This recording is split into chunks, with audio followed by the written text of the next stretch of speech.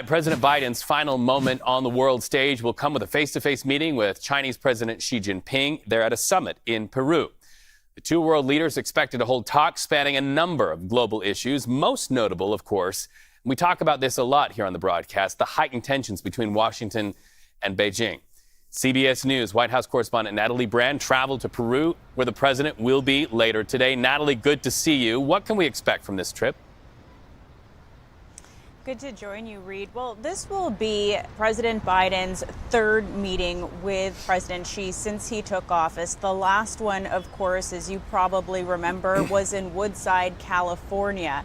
And the White House maintains that a really important way to continue to manage this very complicated but consequential relationship is for the leaders to talk face to face, this leader to leader dialogue. And they really hope to kind of reflect upon some of the achievements or progress made over the last year since that Woodside summit, namely resuming military to military communication, which had kind of frozen as tensions were really ratcheted up leading up to that meeting last year. That's the ability for our top military leaders to pick up the phone and reach someone in China to really try to communicate and avoid any sort of miscalculation, ultimately avoid conflict here. They'll also talk about some of the other big issues that were discussed back then. That includes fentanyl, that includes AI, and the White House says President Biden expected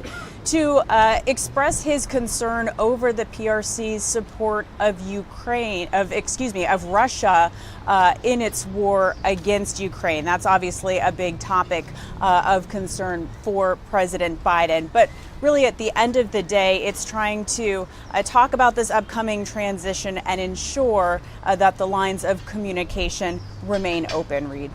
Those were the big headlines for sure to come out of that California meeting. I have to ask, though, and I think a lot of people would ask the very same question, with President Joe Biden leaving the White House and now President-elect Donald Trump coming into the White House, will what happens today really hold any value considering the transition?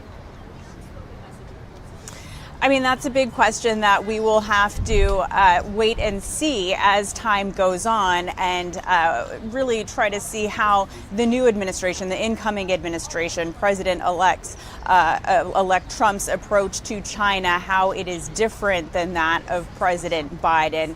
But again, overall, the current sitting president of the United States, one of his big focuses during his time in office has been the Indo-Pacific, trying to build up alliances and also, manage competition and avoid conflict with China. So I think he's going to try to cement some of his foreign policy goals in that department, and again talk about, the basic message from the United States will carry on into the next administration, even if certain aspects of it or policy might.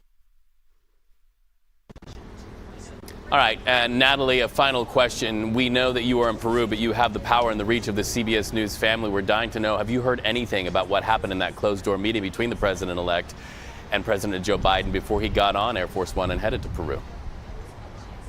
Yeah, well, Reed, we know it was around 2 hours long, and the White House describes it as substantive. We know that domestic policy was discussed, obviously foreign policy as well. And while we don't have too many details, President Biden's national security advisor, Jake Sullivan, did make clear that President Biden expressed standing with Ukraine, again, another key focus for the current administration, is in the national security interest of the United States, as well as, of course, pushing back against Russia. There's obviously a lot of concern and question there about what the new administration's approach will be when it comes to Ukraine and whether, aid, security assistance might be cut or changed as President-elect Trump and some Republicans have expressed in the past. So we do know we got that tiny readout on that area. And, it's also interesting, the National Security Advisor was asked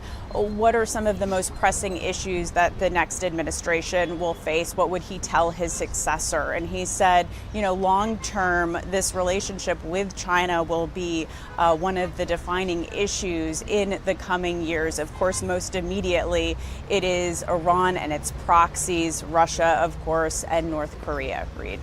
Natalie Brand, live for us. Thank you so much. As always, so great to see you, my friend.